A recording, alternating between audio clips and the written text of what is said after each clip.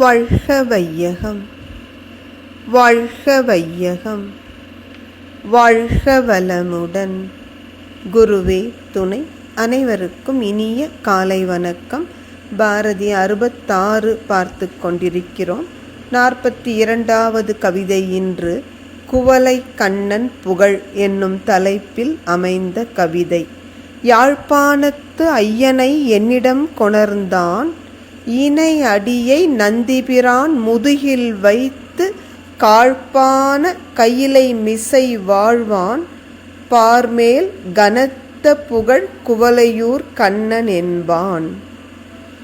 பார்ப்பார குலத்தினிலே பிறந்தான் கண்ணன், பறையறையும் மரவரையும் நிகராக் கொண்டான்.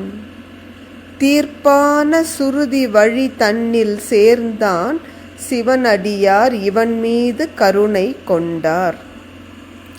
இந்த குவளை கண்ணன் என்பவன், குவளையூர் என்பது அவன் பிறந்த ஊர்.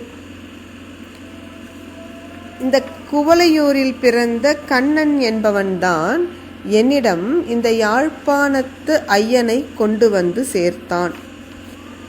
இந்த குவளையூர் கண்ணன் எப்படிப்பட்டவன் என்றால், இந்த உலகில் பெரும் புகழ் படைத்தவன். வலிமை மிக்க கைலாய மலையில் வாழ்கின்ற சிவபிரான். சிவபெருமான் எப்படி இருக்கிறாராம்? தன்னுடைய திருவடிகளை நந்திபிரான் முதுகில் வைத்திருக்கிறார். நந்திதானே அவருக்கு வாகனம். அப்படிப்பட்ட சிவபெருமானை போன்றவன் இந்த குவளையூர் கண்ணன்.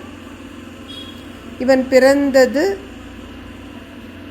அந்தணர் குலத்தில். ஆனால் இவனுக்கு அனைவரும் சமம், தாழ்த்தப்பட்டவர்கள். ஜாதி வித்தியாசமே பார்க்க மாட்டான். அனைவரையும் சமமாக மதிக்கின்ற பண்பை கொண்டவன். இவனிடம் எப்படி இந்த பண்பு வந்தது என்றால், சூழ்ந்ததெல்லாம் கடவுள் என்று சுருதி கூறும் நிச்சயமாம் ஞானத்தை உள்ளத்தில் கொண்டவன். அவனுக்கு வேதங்களும் உபநிடதங்களும் அத்துப்படி.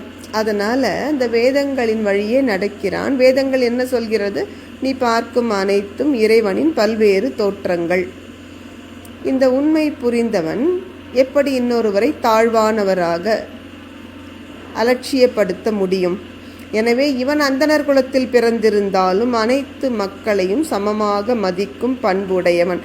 இந்த உயர்ந்த பண்பு இவனிடம் இருப்பதால் சிவனடியார்கள் அனைவரும் இவன் மீது அன்பு பூண்டவர்கள். பாருங்க, ஒரு நபர் உயர்ந்த பண்பு நலன் கொண்டிருந்தால் அது எவ்வளவு பேருக்கு நன்மை செய்கிறது. இந்த பண்பு நலனைத்தான் பாரதி வியந்து போற்றுகிறார். தொடர்ந்து சிந்திப்போம். வாழ்க வளமுடன்.